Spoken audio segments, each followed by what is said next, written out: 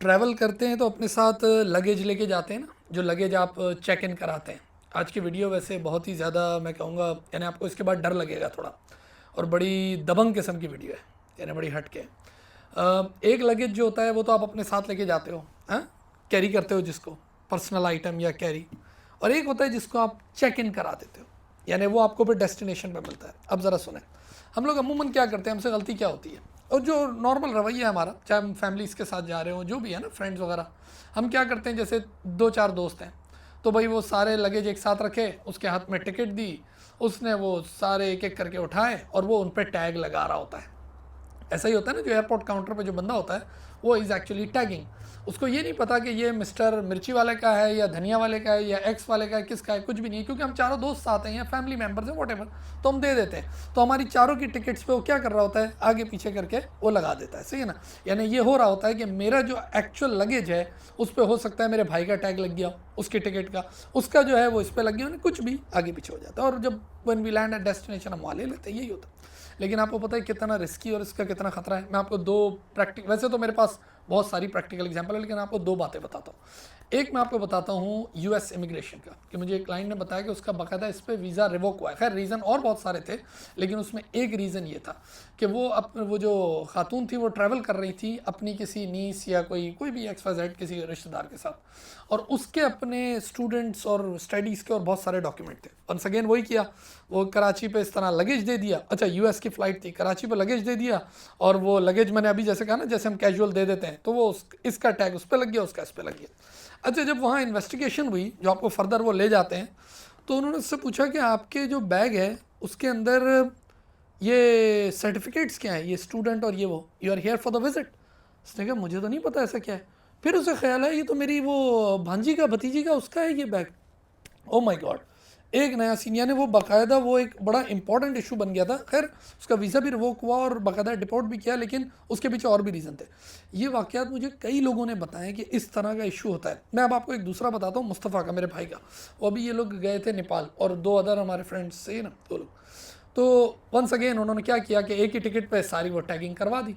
अच्छा, नेपाल से जब वो दुबई आ रहे थे तो दुबई एयरपोर्ट पे थोड़ा स्टे था, तो एक जो हमारा दोस्त है वो दुबई में चला गया, उसके बाद वीज़ा था, उसने कहा बाहर निकल जाता हूँ। एक दो जो है वो शॉपिंग करने लगे। अच्छा, इत्तेफाक से उनकी फ़्लाइट जो है ना वो बस मिस हो गई, फ़्लाइट मिस हो गई थी, तो वो दूसरी फ़्लाइट चाहिए थी। तो अगर होता ये कि ये दो को फ़्लाइट मिल जाती, दो उस वक्त ड्यूटी फ्री पे मौजूद थे, और तीसरे को ना मिलती, तो होता पता क्या, ये दो को वो जहाज़ में तो बिठा लेते, लेकिन सारा सामान उठा के बाहर फेंक देते। क्यों? वो सारा सामान आता फिर नेक्स्ट डे जब वो एक्चुअल बंदा आता, क्योंकि सारे उसके नाम पे टैग थे। देखिए ये इतना अहम मसला है। अभी मैं आपको कोई दो बातें और बताने वाला हूँ, दो ख़तरनाक इश्यूज़ लगेज से हट के, तो ज़रा वीडियो को देखते रहें। देखिए एक मसला इसके अंदर ये भी होता है, सम टाइम जब आप इस तरह की टैगिंग करवा लेते हो किसी और के नाम की, या कुछ भी होगी, आपकी किसी और की टिकट हो गई, या सम टाइम कुछ लोग बाकायदा दूसरे का बैग ले जाते हैं, दोस्तों का, फ्रेंड्स का, कि यार मुझे अपना बैग दे दो। कह रहे यार तू यूएस से पाकिस्तान जा रहा है, इंडिया जा रहा है, यार मेरा बैग ले जा।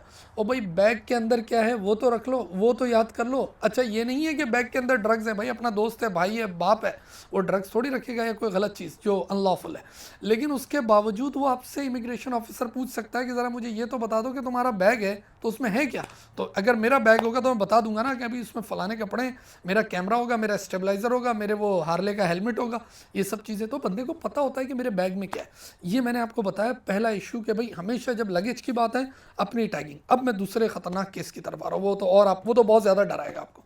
वो ये है कि मैंने पहले भी आपसे कहा था कि झूठ का सहारा कभी मत लें। जहाँ आपने झूठ बोला, आपने फ्रॉडुलेंट काम किया और आपका वीज़ा रिवोक हुआ और आपको डिपोर्ट किया गया, बाकायदा उसके बाद तो वीज़ा लगना ही मुश्किल है। फिर कुछ के तो होता है ना, वीज़ा रिवोक हो जाए, डिपोर्ट कर दे, तो जी वो वीज़ा लग जाते हैं बाद में, कि 5 साल का गैप या कुछ भी।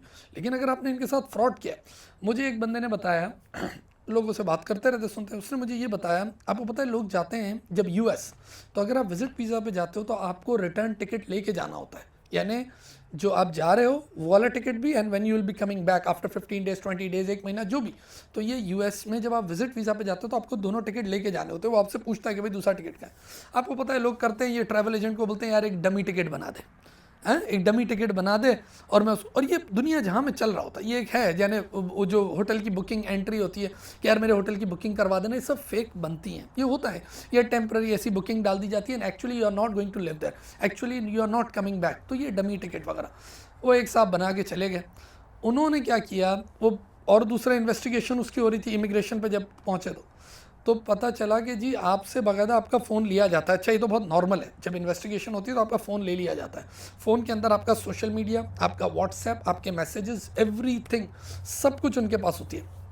उसके बाद वो आपसे इन्वेस्टिगेट करते हैं।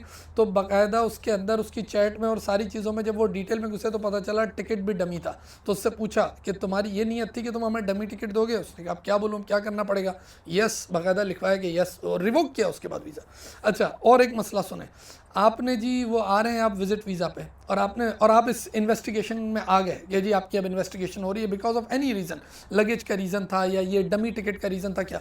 अब जब वो आपके मोबाइल में घुसेंगे तो ज़ाहिर है बहुत सारी चीज़ें और निकली।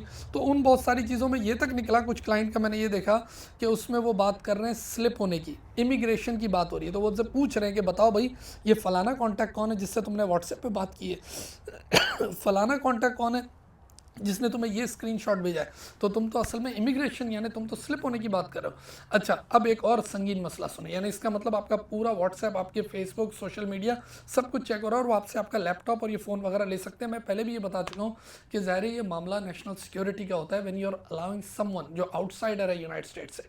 तो जब आप उसको अलाउ कर रहे हैं, देखिए 99% लोग नॉर्मल आ जाते हैं, लेकिन मैं बता रहा हूँ कि तब जब आप इन्वेस्टिगेशन और आप फ्रॉड और इन चीज़ों में आ गए और आपने झूठ बोला या कोई ऐसी चीज़ सस्पिशियस लाए।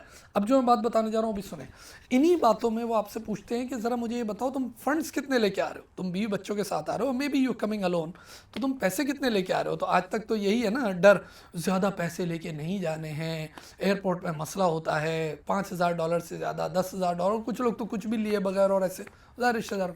अब यहाँ पर एक नया केस शुरू होता है कि ज़रा मुझे बताओ कि you are landing in Dallas और यू लैंडिंग इन फ्लोरिडा और वेगस और व्हाटएवर यूनाइटेड स्टेट में कहीं, तो डॉलर कितना है तुम्हारे पास। अब आपने बोला मेरे पास $200 है। ये तो मैं बहुत लोगों से सुन चुका हूँ ये मामला, तो मेरे पास $200 है। वो बोलेगा अच्छा बेटा $200 है, तो $200 में इधर क्या करोगे, इतने की तो ऊबर मिलती है हैं, तो पैसे तो ख़त्म हो जाएंगे। और आप बोल रहे हो मैं फ्लोरिडा घूमने आया हूँ, तो ये तो बिल्कुल ही आपकी बात में ही तजाद आ गया ना। इसका मतलब ये बंदा इधर कोई जॉब करने आया या कोई सस्पिशियस मामला है, कुछ ना कुछ तो चल रहा है। तो ऐसा तो कई लोगों से पूछते हैं कि भाई इधर उतर के, यानी आपको जस्टिफाई करना पड़ेगा अगर आप इतने कम पैसे लाए हो तो, क्योंकि कुछ लोगों का इरादा होता है कम पैसे तो भाई वो कोई रिलेटिव, तो या तो आप बताओ कि भाई मेरा फलाना रिलेटिव मौजूद है जो मुझे सपोर्ट करेगा, लेकिन ऐसा कौन सा सपोर्ट कर रहा है कि सिर्फ $200 लाए।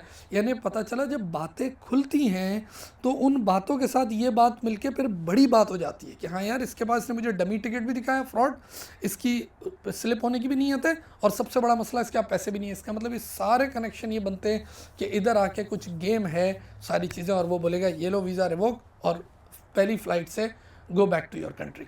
तो इसका मतलब इन सारे मामला का ख्याल रखें। इन सब चीज़ों में सबसे अहम चीज़ क्या थी, सच, कि भाई आपने सच बोलना है। अगर आपने झूठ बोला, ये डमी टिकट वाले मामले, ये फाइनेंस वाले मामले, ये सब चीज़ें आपको मुश्किलात का शिकार करेंगी।